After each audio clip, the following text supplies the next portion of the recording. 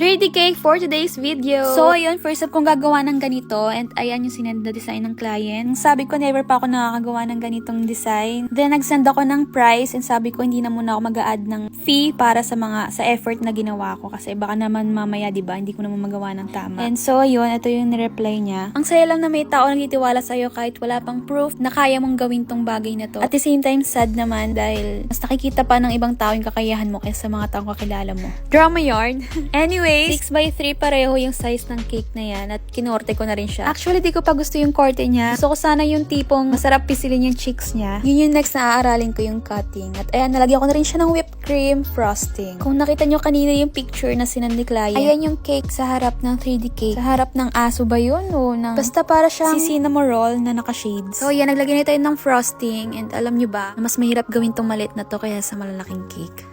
Ayan, ginaya ko lang din yung design ng nasa picture. And may katahan ako nagawa, hindi ko nalagyan ng glucose syrup yung ilalim. Kinuha ko yan, bumagsak. Next, maglalagay na tayo ng tenga. Ayan, nagpipe lang din ako niyan. Gamit ang whipped cream. Scrape lang tayo dyan gamit yung acetate scraper. Mas mabilis kuminis yung ganyang klase. Mukha lang hindi sa video. Kung makikita nyo, flat pa dyan yung ears. Dagdagan nyo lang yung whipped cream sa may bandang gitna. Para nakaangat yung tenga niya. Para mas lalang magmukhang 3D. Ayan o, dyan palang masaya na ako. Ayan, naglalagay na tayo ng kamay. Piga-piga lang tayo. At syempre, ang paa, ayan, nagkamali ako ng pwesto kaya tinanggal ko ulit at inulit ko. Sorry guys, antok yung nagvo-voice over, pati yung tugtog tuloy antok din.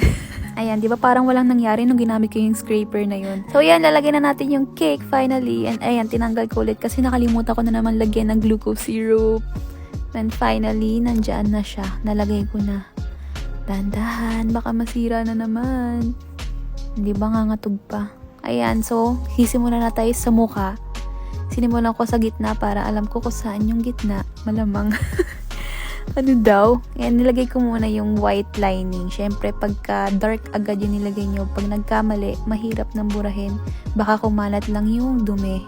And mag-i-scrape na naman tayo pa ulit-ulit. Dahil ayoko na ng ganong buhay pa ulit-ulit na lang. Ayan, bibig na, di ba? Diyan, ang saya na. Nakikita ko na yung result. Diyan pa lang talaga alam ko na, sabi ko, tangina, makakahinga na ako. Kaya ko palang gawin.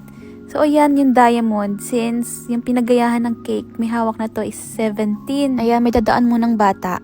So, balik, karat ang tawag sa fan ng 17. Tama ba ako? So, yung kung K-pop fan kayo, for me, sa kanila yung may pinakamagandang light stick. As in. So, ayun na nga, nalagyan na natin ng color kinemerut yan. At ayan, nag-DIY lang ako ng cup niya, ng hat. And yung bilog sa ibabaw, tumabas lang ako sa cloud topper ko. And nagprint lang ako ng knife, and ang liit pala niyan. Dapat pala mas mahaba. Sa wakas, tapos na rin dahil wala na akong masabi. Siyempre, Goldie Bakes banner dahil Goldie Bakes ang gumawa. Kaya umorder na kayo ulit sa akin ng